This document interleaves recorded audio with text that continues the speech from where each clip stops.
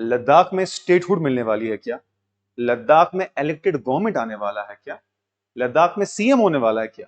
ऐसा ही कुछ समझ में आ रहा है media reports. Hello and welcome to Wings एक उड़ान।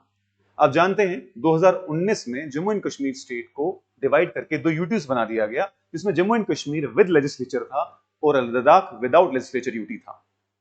तब से लेकर आज तक लद्दाख के लोग डेमोक्रेटिक रिफॉर्म्स के लिए रिक्वेस्ट कर रहे थे, प्रोटेस्ट कर रहे थे, और आपने सुना भी होगा पिछले साल कई सारे social activist including Sonam Wangchuk को भी डिटेन किया गया था।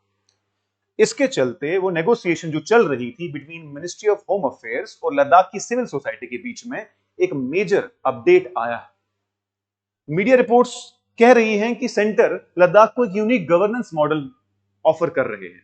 वो क्या गवर्नेंस मॉडल है? पहली बात ये समझना होगा कि लद्दाख की लोगों की, वहां की सिविल सोसाइटी की ये डिमांड थी कि हम ट्राइबल एरिया है, हमें जैसे देश में बाकी ट्राइबल एरिया जैसे कि नागालैंड, जैसे कि मिजोरम, जहां पे ट्राइबल लोग बहुत सारे होते हैं, उनको प्रोटेक्शन ऑफर की गई है कॉन्स्टिट्यूशन में 6th शेड्यूल में, वैसे ही प्रोटेक्शन हमें भी दी जाए। साथ ही साथ जैसे बाकी यूटीज में लेजिस्लेचर है, वैसे ही लेजिस्लेचर हमें भी दी जाए, हमारे यहां भी इलेक्शन हो स्टेट लेवल पे या फिर यूटी लेवल पे, और हमारी भी कोई इलेक्टेड हेड, एग्जीक्यूटिव हेड हो जिसको हम सीएम कह सकें। ये एक मीटिंग थी between two apex bodies, between two civil societies, Ladakh apex body और कारगिल डेमोक्रेटिक अलायंस, जिन्होंने ये अपने प्रेस नोट में कहा कि हमने गवर्नमेंट ऑफ इंडिया के साथ एक अंडरस्टैंडिंग जो है, इन प्रिंसिपल अंडरस्टैंडिंग हमारी बन चुकी है कि हमें कॉन्स्टिट्यूशनल सेफगार्ड दिए जाएंगे, वैसे ही सेफगार्ड जैसे नागालैंड, सिक्किम और मिजोरम को दिए गए। ये सेफगार्ड आर्टिकल 371 के अंडर आते हैं। दूसरी बात, इन्होंने ये भी कहा कि हमें क्या चाहिए, हमारा स्टेटहुड चाहिए, लेकिन सेंट्रल गवर्नमेंट ने इनको बोला कि हम आपको स्टेट इसलिए नहीं ऑफर कर सकते क्योंकि लद्दाख के पास इतना रेवेन्यू नहीं है कि वो सारे अपने एम्प्लॉयज को सैलरी पे कर सके और अपने अखराजात मेंटेन कर सके। लेकिन वो भी चीज इन्होंने कहा कि हम दे देंगे, जैसे ही आप वो क्राइटेरिया मीट करेंगे, जैसे ही आपके इतना रेवेन्यू जनरेशन हो जाएगी, तो आपको स्टेटहुड भी दे देंगे। फिलहाल लद्दाख को क्या क्या मिला है उसके बारे में बात कर लेते हैं। फिलहाल लद्दाख को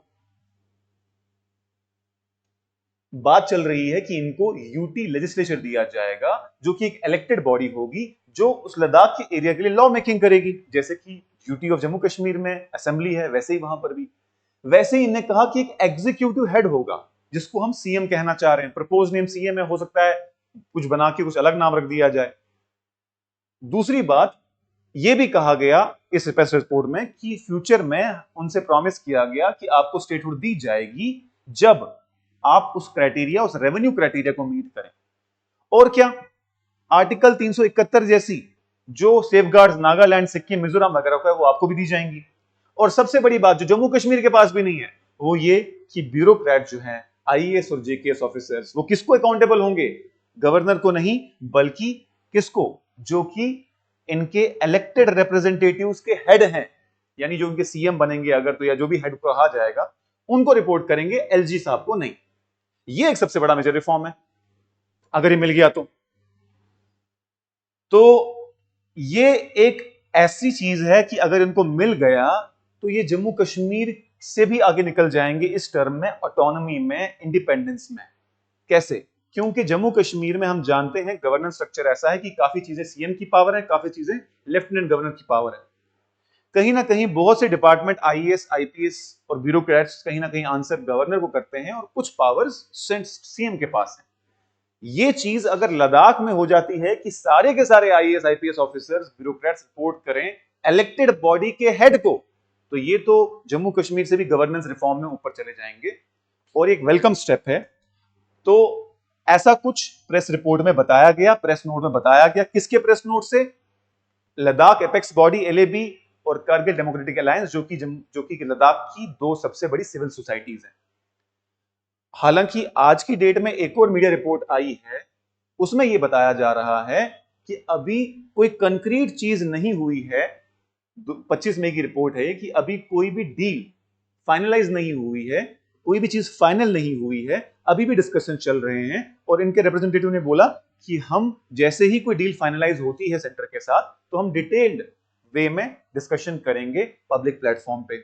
सुनने में यह भी आया कि सोनम वांगचुक भी इस पर्टिकुलर नेगोशिएशन का पार्ट थे। इनने पहली बार पार्टिसिपेट किया from Ladakh apex body.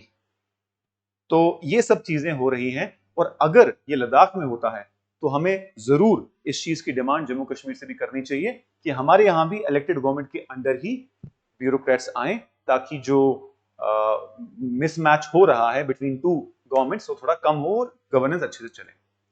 So this was all about this news. ये अगर आप सर्च करेंगे मीडिया रिपोर्ट्स आपको मिल जाएंगी गूगल पे। साथ ही साथ आपको जो ये नोटिस है ये भी दिख जाएगा अगर आप सर्च करोगे जी प्रेस नोट बाय लद्दाख से Ladakh Leh apex body and Kargil democratic alliance. So अगर आप कोई भी सवाल इस बारे में पूछना चाहते हैं कमेंट सेक्शन में डाल देना, आई विल रिप्लाई। और आपको क्या लगता है जम्मू कश्मीर में भी ऐसा रिफॉर्म होना चाहिए क्या? Thank you so much, all the best.